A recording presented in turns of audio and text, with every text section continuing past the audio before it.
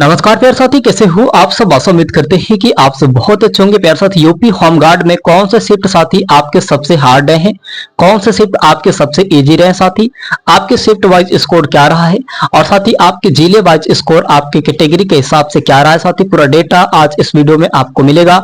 और साथी यहाँ पे सबसे कहा जा रहा था कि भैया इसमें आपके कौन से शिफ्ट में नॉर्मलाइजेशन सबसे ज्यादा मिलेंगे और कौन से शिफ्ट में साथी आपके जो नॉर्मलाइजेशन होंगे उसमें कम मिलेंगे। प्यारे साथी यहाँ पे आपके पूरा फुल ग्राफ है और आप इसके माध्यम से बहुत आसान तरीके से आप समझ सकते हैं साथी कि आपके कौन से शिफ्ट हार्ड रहे हैं, कौन से इजी रहे। 25 अप्रैल, 26 अप्रैल, 27 अप्रैल 2026 के साथी आपके एग्जाम चले हैं। 3 दिन आपके एग्जाम चले हैं। हर शिफ्ट साथी आपके हर दिन आपके 2 शिफ्ट में एग्जाम चले हैं। ठीक है, तो मेरे साथी अभी तक आप हमारे चैनल पे नए हैं तो प्लीज चैनल को सब्सक्राइब कर दीजिएगा और बेल आइकन को दबा दीजिएगा ताकि मैं नोटिफिकेशन सबसे पहले आपके पास जाती रहे। साथी यहाँ पे अगर हम लोग बात करेंगे यूपी होमगार्ड भर्ती 2026 का, तो साथी यहाँ पे 2 कैंडिडेट आपके कैसे साथी, यहाँ पे आपके 2 हिसाब में बनाए गए हैं। एक बना है साथी आपके हार्ड और एक बना है आपके लो।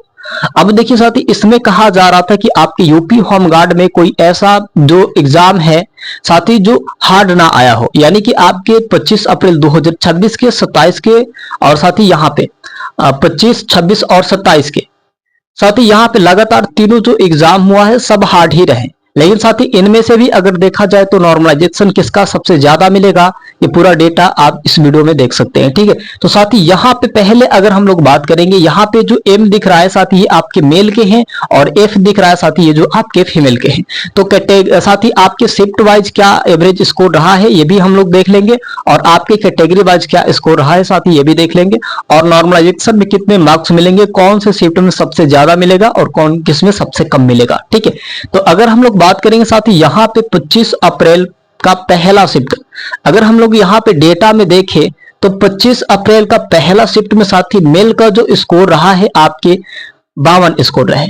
मेल ने 52 स्कोर किया है 25 अप्रैल का पहले शिफ्ट में।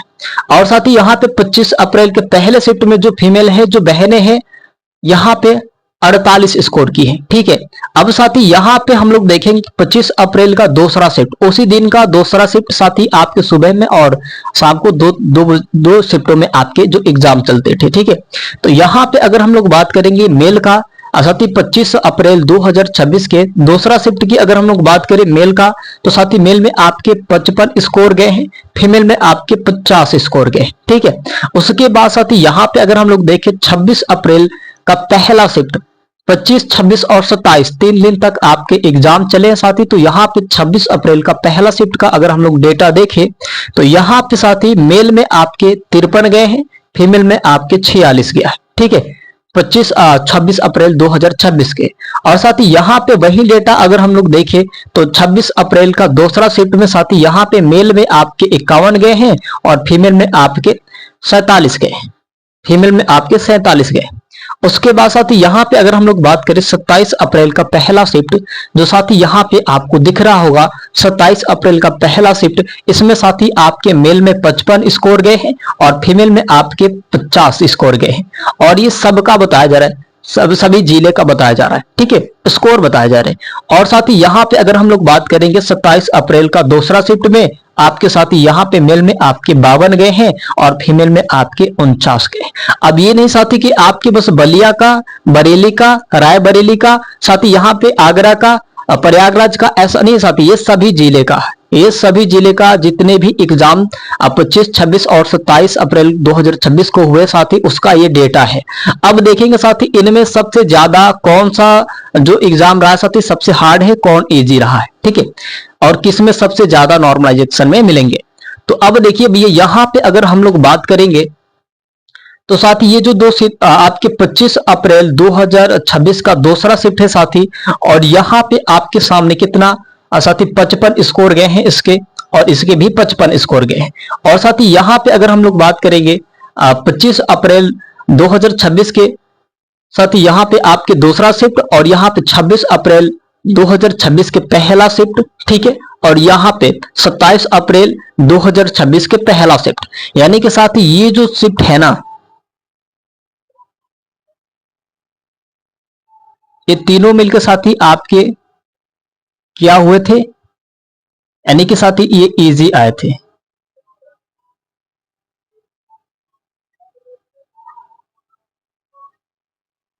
ये साथी ये आपके इजी शिफ्ट रहे हैं, ठीक है। क्योंकि साथी यहाँ पे स्कोर आप देख सकते हैं, स्कोर बहुत ज्यादा उठ चुका है, 55 55 यहाँ पे 53 स्कोर उठ गए हैं, ठीक है। तो साथी ये जो तीनों शिफ्ट है ना, एक बार और देख ले ध्यान से भैया, नॉर्मलाइजेशन में आपके क्या रहेंगे, ठीक है।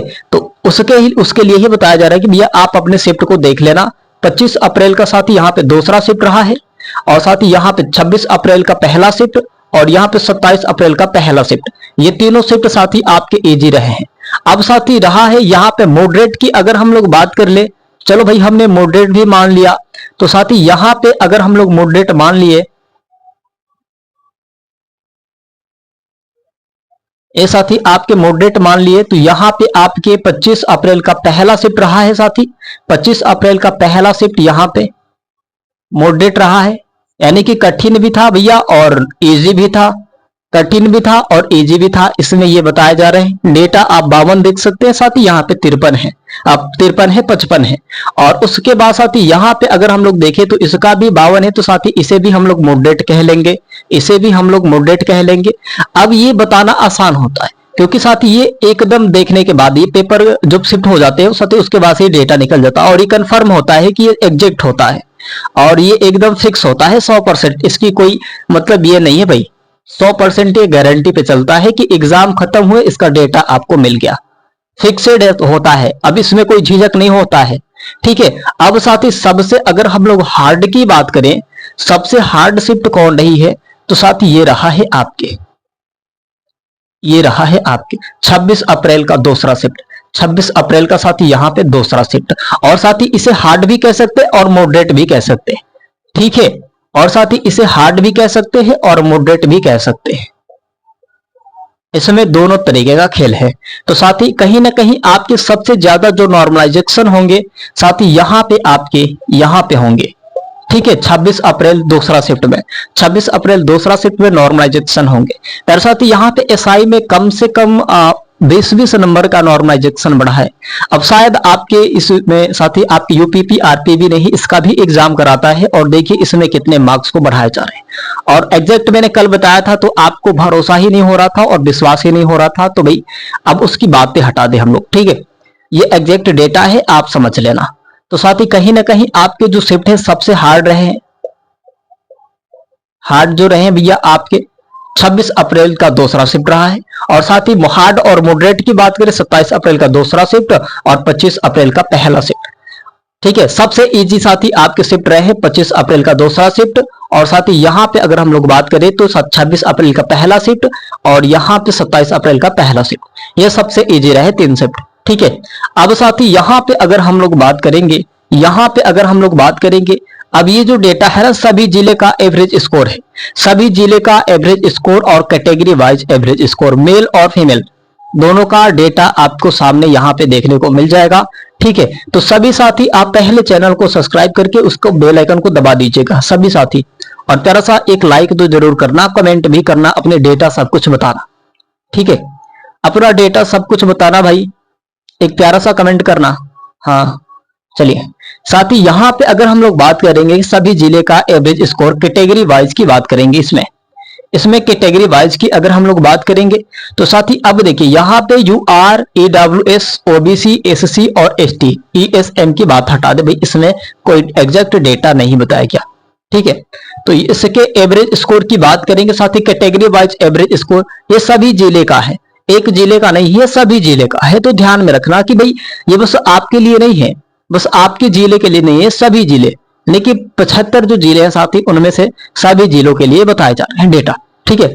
तो यहाँ पे यूआर के मेल की बात करें साथी, यूआर में अगर हम लोग जनरल यूआर की बात करें तो साथी उसमें आपके मेल का 52.86 स्कोर गया है, 52.86 स्कोर गए हैं। वहीं पे यूआर में अगर हम लोग फीमेल की बात करें तो यहाँ पे 47.7 एवरेज स्कोर गए, 47.7 एवरेज स्कोर गए, ठीक है। उसके बाद साथ ही यहाँ पे आता है ईडब्ल्यूएस, उसके बाद कौन सी कैटेगरी भी EWS आता है, जिसे साथी मेल का देखा जाए तो यहाँ पे 54 गया है, 54.42 आपके एवरेज स्कोर गए हैं। फीमेल की बात करें साथी तो यहाँ पे 50.13 आपके एवरेज स्कोर गए। ठीक है, उसके बाद से यहाँ पे देखेंगे हम लोग मेल में ओबीसी का, ओबीसी कैटेगरी वालों के लिए साथी देखिए इसमें जो होता है जनरल यूआर और ओबीसी करीबन पास में ही होते हैं, तो भैया इसमें कहीं ना कहीं वो डेटा ज्यादा ही बढ़ चुका है, डेटा कहीं ना कहीं भाई ठीक है।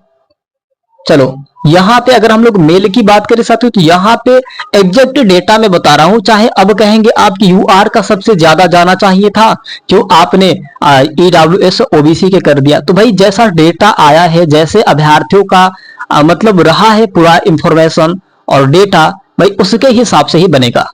अब आप ये कह देंगे कि यूआर का क्यों नहीं सबसे ज्यादा गया, तो भाई अब इस पे कोई ये नहीं होता है कि राजा के बेटा ही राजा होंगे, भाई राजा वही हो सकता है उनके हकदार होगा, तो भाई जो हकदार है उनका वहां पे राजा बनने का शौक है भाई, और वहां पे राजा बनेगा वो। तो भाई यहाँ पे मेल की बात करें, मेल की अगर हम लोग मेल की बात करें साथी तो यहाँ पे 53 पॉइंट आपके 8-3 गए हैं। फीमेल की बात करें ओबीसी में तो 48.97 आपके फीमेल में गए हैं ओबीसी के। ठीक है, सभी जिले का बता रहा हूं मैं। और यहाँ पे एसएससी की मेल की बात करें, एसएससी वाले जो भी है मेल वाले, तो भाई पहले चैनल को सब्सक्राइब करो यार, आप सब करते नहीं हो, कब करोगे, समय खत्म हो जाएगा, फिर बहुत कुछ जानना है, बहुत कुछ समझना है आपको। ठीक है, साथ ही यहाँ पे एसएससी के मेल की बात करें साथ ही तो यहाँ पे 50.43 गए हैं आपके एवरेज स्कोर। एसएससी फीमेल की बात करें तो 45.95 आपके एवरेज स्कोर गए हैं। एसटी की बात करें साथ ही सभी जिले की बात करें एसटी का तो यहाँ पे मेल में आपके 48.79 गया है, फीमेल में आपके एसटी का 45.96 गया है। दरअसल ये सभी डेटा आपके पूरा एकदम एग्जैक्ट है, इसमें कोई संकोच की बात नहीं है और आप एकदम बढ़िया तरीके से समझ गए होंगे।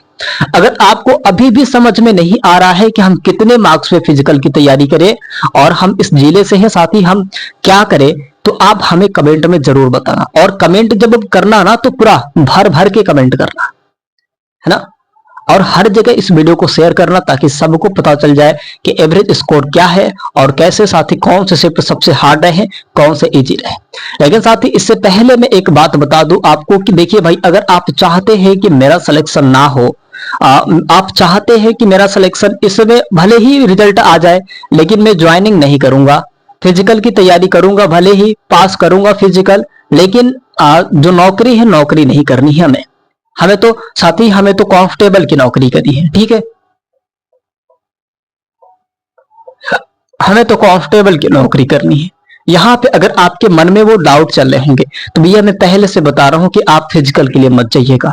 अगर आप फिजिकल के लिए चले जाएंगे तो एक सीट बर्बाद करके आएंगे।